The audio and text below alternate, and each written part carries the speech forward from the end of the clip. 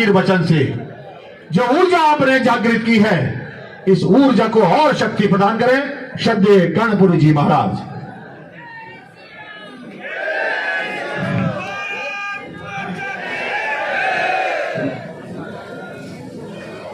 जय श्री राम, जय हिंदू। आप लोगों को इतिहास की ओर ले चलूं। 1947 में हमने 2 रोटी बांटे थे, एक पूर्वी पाकिस्तान, एक पश्चिमी पाकिस्तान। 1947 में 2 रोटी बांटे थे। कुछ अपने भारत के निवासी लोग को दिए थे, एक का नाम पूर्वी पाकिस्तान, एक का नाम पश्चिमी पाकिस्तान। पूर्वी पाकिस्तान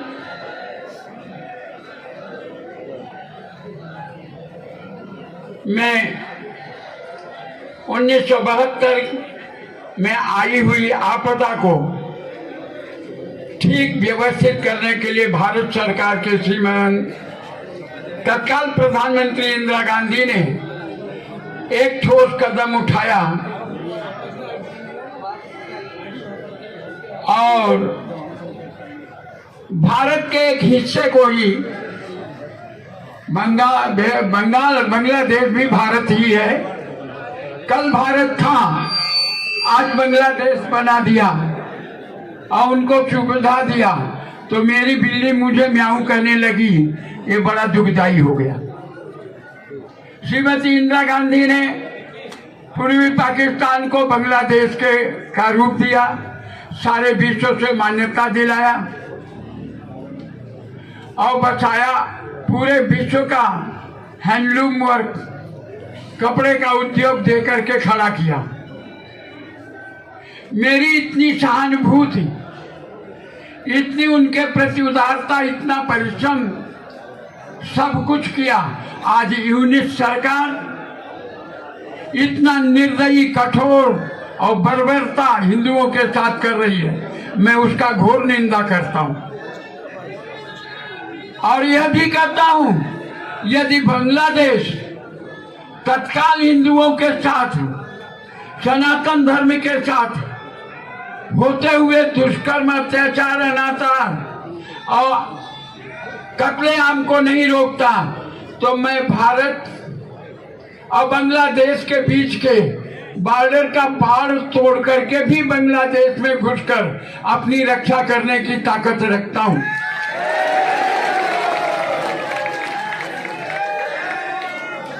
यद्यपि भारत का स्वभाव किसी पे अतिक्रमण करने का नहीं है, भारत का स्वभाव किसी पे अतिक्रमण करने का नहीं है, लेकिन जिसे मैं पाला, मैंने खिलाया, मैंने बड़ा किया, आज वही हम पर आंखें दिखा रहा, हमारे लोगों का ही कत्ल कर रहा, ये बर्दाश्त किया जाएगा क्या? करने लायक है क्या? अरे बांग्लादेश को तो भारत ने बचाया, भारत ने खिलाया, भारत ने बड़ा किया और उन्हें बांग्लादेश की मान्यता दिया। और भारत के हिंदुओं को वहां आज यूनिट सरकार खाली यूनिट प्रधानमंत्री बनने के लिए कत्लेआम करवा करके वहां के गद्दी पर बैठे। क्या ये बर्दाश्त होगा क्या? क्या हमारे लिए उचित है क्या? मेरा भाई, मेरी बहन, मेरी माताएं, मेरी बहनों की इज्जत बांग्लादेश में लूटे, इसे हम सहन करेंगे क्या? मैं भारत सरकार से बार बार आग्रह करता हूं कि तत्काल हस्तक्षेप करके हिंदुओं पे होते हुए अत्याचार, कत्लेआम को रोकें और पूरे विश्व के सभी जितने राष्ट्र हैं, सभी इस प्रकार के आतताई, अत्याचारी बांग्लादेश के प्रधानमंत्री को तत्काल प्रभाव से बर्खास्त करके वहां शांति स्थापित करें। 1980 में परम पूज्य सत्संग चालक बाला साहब देवरस ने मेरठ में कहा था, आज ये बांग्लादेश तो बना दिया हूं, हिंदू रह रहे हैं और रहेंगे भी, लेकिन एक दिन इनकी परंपरा है काटो मारो गद्दी पाओ, इस जाति का काम है। काटो मारो गद्दी पाओ, लेकिन हम ऐसा नहीं होने देना चाहते। न ऐसा हो, न ऐसा भारत दिन देखे। आज हम वही दिन देख रहे हैं कि हमारे हिंदुओं को मार रहे हैं, काट रहे हैं, बहन बेटियों की हत्या कर रहे हैं। ऐसी हत्यारी सरकार जो बांग्लादेश में है, इसको तत्काल प्रभाव से पूरे विश्व की संगठन बर्खास्त करके वहां पर शांति स्थापित करे, ऐसा मैं भारत सरकार से आग्रह करता हूं।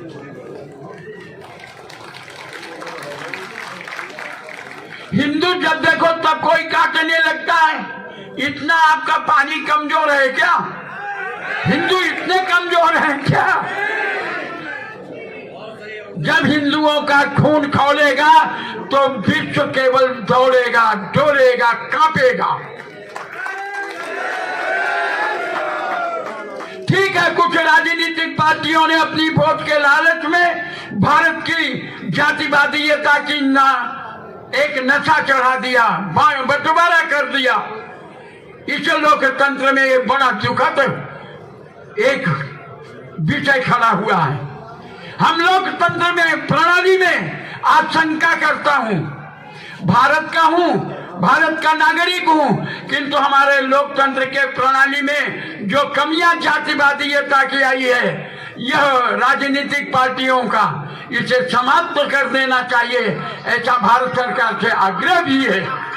यह बार बार जातिवादीयता का विषय जो विष घोला जा रहा भारत राष्ट्र में, इससे हिंदुत्व कमजोर नहीं, पूरा भारत कमजोर होगा, भारत राष्ट्र कमजोर होगा। संपूर्ण विश्व इस पर निगाह गड़ाए बैठी है। जातीयता की एक लाल डेंगा हुआ था, एक लाल डेंगा हुआ था जिसने कम्युनिज्म का जन्म दिया था, माओवादी का जन्म दिया था। उसने कहा था कि भारत के हर जिले को हर जाति और प्रांत के रूप में बांटा जा सकता है, भाषा के रूप में, देश के रूप में बांटा जा सकता है। क्या उसी के बहुत से लोग भारत में पनपे हुए हैं क्या? जो भारत राष्ट्र को कहीं जातीय समीकरण में बदलने के अलावा कुछ भी इनको नहीं दिखता, राष्ट्र के उत्थान के बारे में कुछ नहीं सूझता। क्या राष्ट्र भारत ऐसे चलेगा? नहीं, हिंदुत्व के बल पे चलेगा।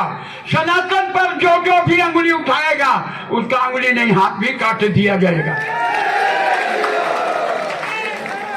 यूनिट सरकार यद्यपि इकोनॉमिक्स के बहुत बड़े फिलासफर भी हैं, लेकिन उनका फिलासफर आतंकवादियों के संरक्षण के लिए हो गया, कट्टरवादियों के लिए हो गया। कट्टरवादियों के बल पे उन्होंने सत्ता प्राप्त किया है, आंदोलन करके, हत्या करके। हत्यारा प्रधानमंत्री यूनुस, अगर विश्व में कोई, भारत में नहीं विश्व में कोई इस समय प्रधानमंत्री है तो हत्यारा प्रधानमंत्री यूनुस सरकार है। ऐसे हत्यारे सरकार की हमें विश्व में आवश्यकता नहीं है। एक विदेशी नीति के तहत उनको हटा देना चाहिए और हमारे हिंदुओं पर जो हो रहे अत्याचार को रोकने के लिए भारत सरकार को कूटनीतिक प्रयत्न करना चाहिए और वहां के सरकार को दबाना चाहिए, और जो हमारे मंदिर टूट रहे हैं वहां उसको रोक दें। अगर नहीं रोकते हैं तो मैं कब तक बर्दाश्त करूंगा? हम भी मस्जिद तोड़ने जानते हैं, तोड़ के दिखाया है।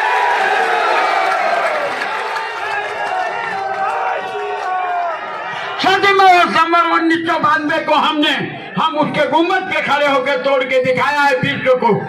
अभी विश्व के यहाँ नहीं जानती। आज भारत के हिंदुओं की बर्बरता को अगर देश ने नहीं रोका तो निश्चित है हमें उन्हीं के भाषा में जवाब देना पड़ेगा।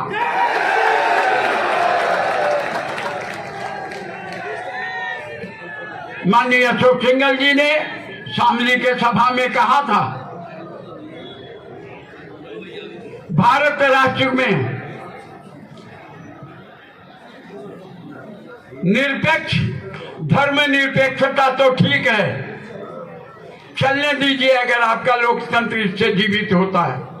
इसका अर्थ नहीं किसी जाति विशेष पे अन्याय करना शुरू कर दे। और उन लोगों ने अन्याय किया, उस अन्याय का परिणाम हुआ कि हम सुप्रीम कोर्ट में जीते और राम मंदिर बनाया। और हमने कहा था रामलला हम आएंगे, मंदिर वही बनाएंगे, और वहां बना के दिखाया। आज यहां कहता हूं, अगर भारत सरकार बांग्लादेश में हो रहे हिंदुओं के अत्याचार को नहीं रोका तो हम संपूर्ण भारत के हिंदुओं को एक साथ हो सड़क के रास्ते से वहां तक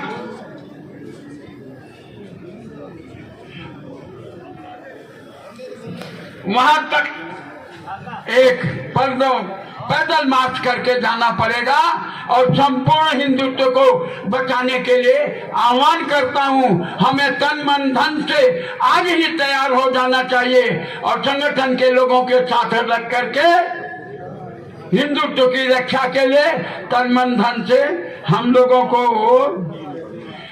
लोगों को कार्य करना पड़ेगा।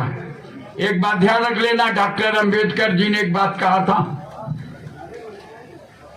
डॉक्टर ने कहा था वल्लभ भाई पटेल से, यदि आप प्रधानमंत्री नहीं बनते हैं तो भारत जातीयता और भाषा के आग में झुलस जाएगा। वह बात भी ध्यान रख लेना। हमें केवल हमारे भारत में एक ही जाति है, हिंदू। एक ही धर्म है सनातन, न कोई धर्म है न दूसरी कोई जाति है।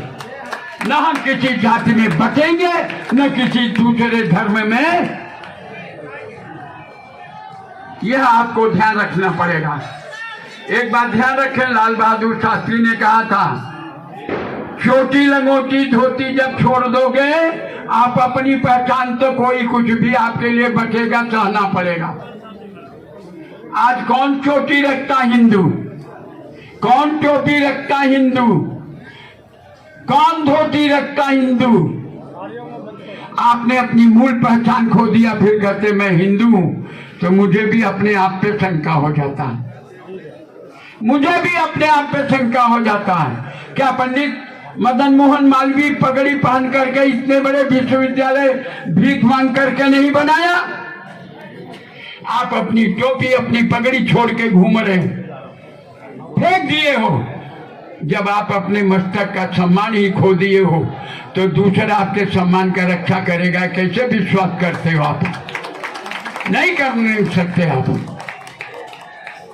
आप अपनी पहचान खो चुके हो और खोते चले जा रहे हो। अभी महाराज, वो क्या नाम है, इस्कॉन वाले महाराज ने कहा, इस्कॉन वाले महाराज जी ने कहा बड़े प्रेम से आपसे, आप अपनी पहचान खो रहे हैं तो दूसरा आपका पहचान लूटने में देर क्यों लगाएगा?